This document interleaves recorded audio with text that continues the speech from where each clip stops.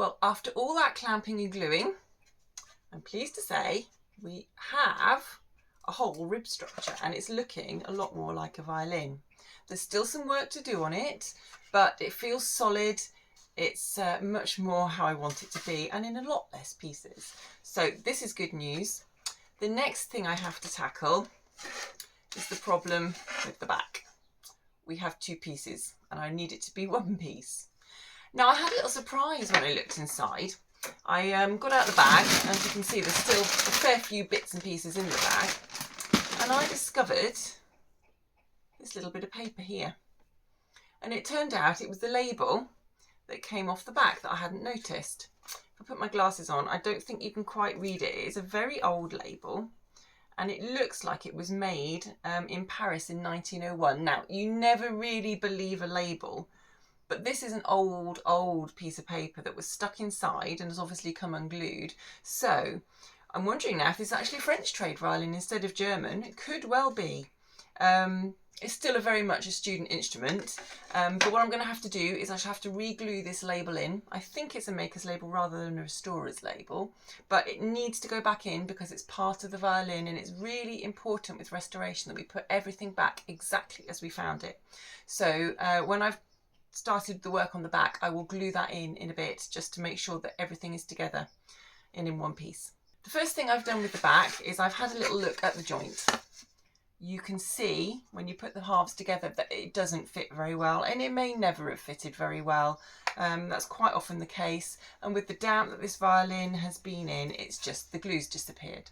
So the first thing I've got to do is make sure that the centre joint is completely straight and flat and at 90 degrees to the rest of the violin. So what I've done is I've got flat boards here. I've tested that my plane, I'm going to use this block plane, will plane the edge of a piece of wood. I've just tested on this bit of maple here, that it will plane it 90 degrees to each side. So I know that the cut I'm going to make is going to be absolutely 90 degrees. So my next plan, and it's a bit scary this because I want to take off the smallest amount possible, is to plane this centre joint. Now the more I plane, the thinner the back's going to get. So my aim is just to take off the bits that are stopping the centre joint here from sticking, and then that's it. So I have to have this plane set at a very fine cut.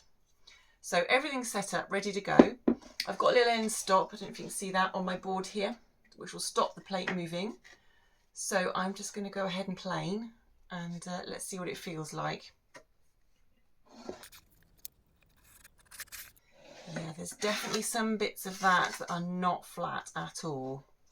Let me just take a pass off the other side. That will have to go upside down. And that correlates with what I'm seeing in the centre joint. Yeah, there's still a little bit of a gap in the middle, I can see. So I'm going to carry on planing this and get this flat. So I've just been taking tiny little bits off this centre joint, and I've been checking it each time that I've taken a little bit off just to see if it fits, and I'm almost there. I can just see that it's just a little bit tight down the bottom, so I think one more pass on this half down here should do the job. Okay, let's check that. Then I'm going to glue the label on and come up with some sort of plan, no idea what yet, to clamp this and glue it. Yeah, there we go. I'm happy with that. Okay, I'll go to the glue pot, glue the label, and then I've got some thinking to do.